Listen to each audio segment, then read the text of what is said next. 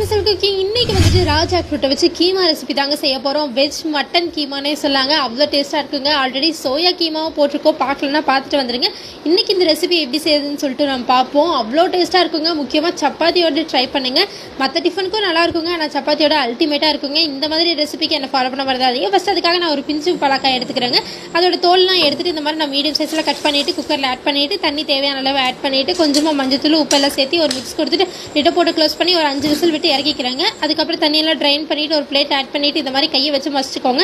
அப்படி இல்லைனா மிக்ஸி ஜாரில் போட்டு ஒரு பிளெண்ட் பண்ணி எடுத்துக்கோங்க. இந்த மாதிரி இருக்கணுங்க. இது ஓரமாக இருக்கட்டும். அப்புறம் ஒரு பேன் ஹீட் பண்ணிட்டு ஆயில் ஆட் பண்ணிவிட்டு இது கூட ஸ்பைஸ் ஆட் பண்ணிக்கலாங்க. என்னென்ன கொடுத்துருக்கேன்னு சொல்லி டிஸ்ட்ரிபியூட் செக் பண்ணி பாருங்கள்.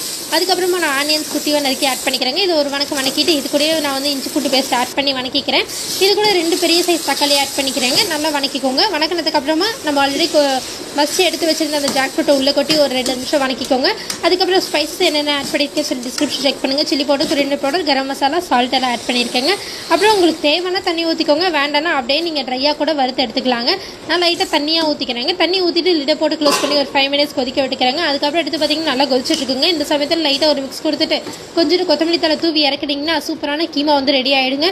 இதை அடிச்சுக்க ஆளே கிடையாதுங்க. நீங்கள் இன்றைக்கே ட்ரை பண்ணி பாருங்கள். முடிஞ்சுன்னா இந்த மாதிரி மோர் ரெசிபிக்கு என்ன ஃபாலோ பண்ண மறந்துடாதீங்க. மற்ற வீடியோஸ் செக் பண்ணி பாருங்கள். பிடிச்சிச்சின்னா மற்றவங்களுக்கு ஷேர் பண்ணுங்கள், லைக் பண்ணுங்கள். தேங்க்ஸ்.